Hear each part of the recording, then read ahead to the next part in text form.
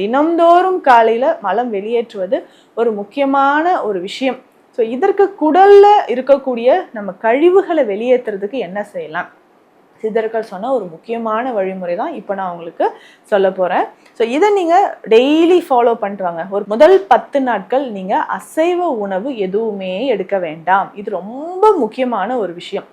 இதில் என்னென்ன மூலிகைகள் நம்ம சேர்க்க போகிறோம் அப்படின்னு பார்த்தோம்னா, ஸோ இது பேதி ஆகுமா அப்படின்னு நீங்கள் பயப்பட வேண்டாம். காலையில் எழுந்திரிச்சோன்னே ஐயோ ஆஃபீஸ் போகணும், இந்த மெடிசன் நைட்டு சாப்பிட்டா ஒரு 2-3 டைம்ஸ் மோஷன் போயிட போகுது, லூஸ் மோஷன் ஆக போகுது அப்படின்னு நீங்கள் பயப்பட வேண்டாம். குடலை நன்றாக சுத்தம் செய்வதற்கான வழிமுறை தான் இப்போ நம்ம செய்ய போகிறோம்.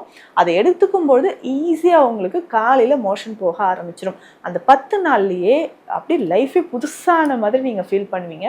அவ்வளோ நல்ல விஷயங்கள் உங்கள் உடலில் நடக்கும். ஸோ இதற்கு என்னென்ன தேவை அப்படின்னா, அதிமதுரம் பொடி 50 கிராம் எடுத்துக்கோங்க, ஏலக்காய் பொடி 50 கிராம். ஸோ ஏலக்காய் நல்ல ஒரு ஃபைபர் கண்டென்ட் இருக்கக்கூடியதுங்க.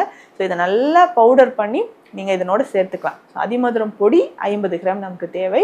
இதனோட ஏலக்காய் பொடி 50 கிராம், கீழாநெல்லி பொடி 50 கிராம், நிலாவாரை 50 கிராம், கடுக்காய் பொடி 50 கிராம், இதனோட பட்டை இருக்குது பார்த்தீங்களா, லவங்கப்பட்டை 50 கிராம் பொடி. இது எல்லாமே சம அளவு தான் நம்ம எடுக்கிறோம். ஸோ இந்த மூலிகைகள் எல்லாமே ஒன்று சேர்த்து இல்லை 100 கிராம் நீங்கள் ரெடி பண்ணி வச்சுக்கிட்டாலும் ஓகே தான். 2 பேர் நாங்கள் எடுக்க போகிறோம் அப்படின்னா 100 கிராமுக்கு நீங்கள் எடுத்து வச்சுக்கோங்க.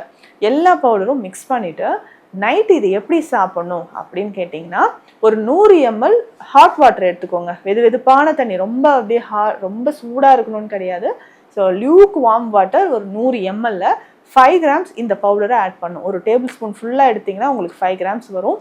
தண்ணியில் ஆட் பண்ணிக்கோங்க. இதில் மறக்காமல் 5லேருந்து 10 துளிகள் விளக்கெண்ணெய் சேர்த்துக்கணும். விளக்கெண்ணெய் சாப்பிட்டா நமக்கு காலையில் அப்படி லூஸ் மோஷன் ஆகுமா? அப்படி கிடையாது. அதுக்குன்னு சில எந்த அளவு எடுக்கணுன்றது இருக்குது. ஸோ நம்ம 5லிருந்து 10 துளிகள் தான் இதில் சேர்க்க போகிறோம். ஸோ பியூராக கேஸ்டர் ஆயில் வாங்கி வச்சுக்கோங்க. இந்த தண்ணியிலேயே நீங்கள் ஒரு 10 ட்ராப்ஸ் மட்டும் விட்டுட்டு இந்த தண்ணியை நைட்டு நீங்கள் தூங்கும்போது குடிச்சிருங்க. குடிச்சிட்டு அப்படியே இதுக்கப்புறம் எந்த உணவும் எடுக்க வேண்டாம்.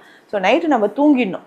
ரெகுலராக 10 நாட்கள் இதை ஃபாலோ பண்ணுங்கள். ஒரு 2வது நாள் 3வது நாள்லேயே உங்களுக்கு நல்லாவே ரிசல்ட் தெரியும்.